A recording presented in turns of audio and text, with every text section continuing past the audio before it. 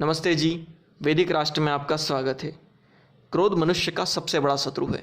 क्रोध वास्तव में जो व्यक्ति करता है उसको अधिक जलाता है बजाय जिसके लिए किया जाता है। इसीलिए क्रोध से हमेशा बचना चाहिए।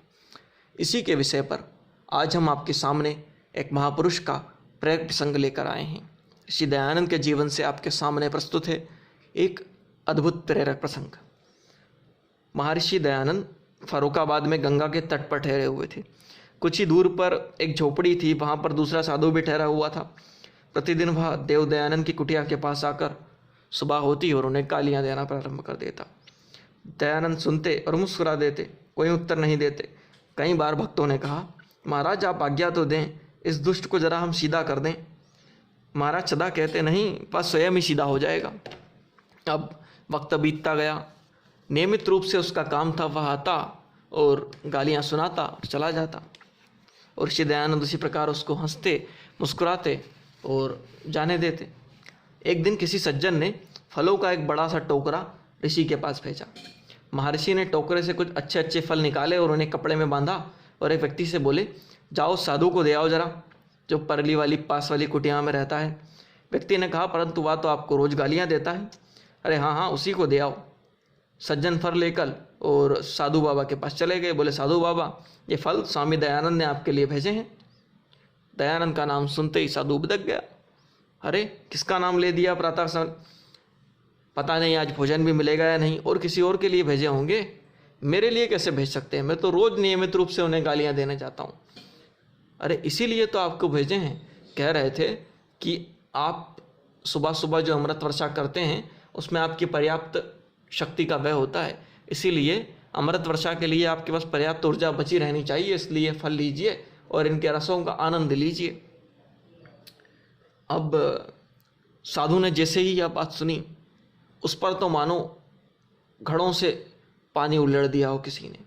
वह दौड़ा और दौड़ता हुआ महर्षि के पास गया, उनके चरणों में गिर गया। बोला, महाराज मुझे क्षमा कर दो, मैंने तो आपको मनुष्य समझा था, आप तो देवता हैं। वस्तुतः क्रोध मनुष्य का सबसे बड़ा शत्रु होता है, क्योंकि क्रोध में मनुष्य अपना विवेक खो बैठता है। विवेक ही मनुष्य के पास सबसे बड़ी संपदा होती है, जो उसे दूसरी नीची श्रेणियों के प्राणियों पशु पक्षियों से श्रेष्ठ बनाती है। फलतः विवेक खोकर व्यक्ति ऐसे आचरण कर बैठता है जो उसे हमेशा हानि और दुख ही पहुँचाते हैं। विवेकहीन व्यक्ति पशु बन जाता है। क्रोध मजबूरी का प्रतीक। प्रायः लोग क्रोध और लड़ाई झगड़े को शक्ति का प्रतीक मानते हैं, लेकिन वास्तव में ऐसी बात नहीं है। क्रोध होना निस्सहाय और मजबूर होने का प्रतीक है। अगर आप क्रोध करते हैं तो इसका अर्थ यह हुआ कि आपका दूसरों पर तो छोड़िए, अपनी स्वयं की भावनाओं पर काबू नहीं है। इसीलिए वास्तव में यह आपका हर बार अहित ही करेगा। इसीलिए क्रोध के लिए अगर नियंत्रण पाना है तो एक बात सदा याद रखिए, गहरी सांस लीजिए। गहरी सांसों को आपके अंदर अधिक प्राणवायु जाएगी, इससे आपका रक्तचाप कम होगा और स्थिति नियंत्रण में आ जाएगी। चिड़चिड़ापन क्रोध का छोटा रूप होता है, इसीलिए कुछ व्यक्ति बहुत जल्दी क्रोधित हो जाते हैं। चिड़चिड़ी मानसिक और शारीरिक स्थिति दोनों के कारण उनके अंदर चिड़चिड़ापन की स्थिति आती है। इसीलिए यदि आप विषम परिस्थितियों के कारण चिड़चिड़े स्वभाव के हो गए हैं तो अपने चिंतन की दिशा को बदलिए। निराशाजनक सोच विचार को मत कीजिए, आशावान रहिए, भविष्य के लिए अच्छी योजनाएं बनाइए, स्वयं को आश्वस्त कीजिए, प्रतिदिन के जीवन में प्रसन्नता लाइए। साथ ही साथ क्रोध से बचिए, क्योंकि क्रोध आपके लिए हानिकारक हो सकता है, आपकी ऊर्जाओं को कम कर सकता है।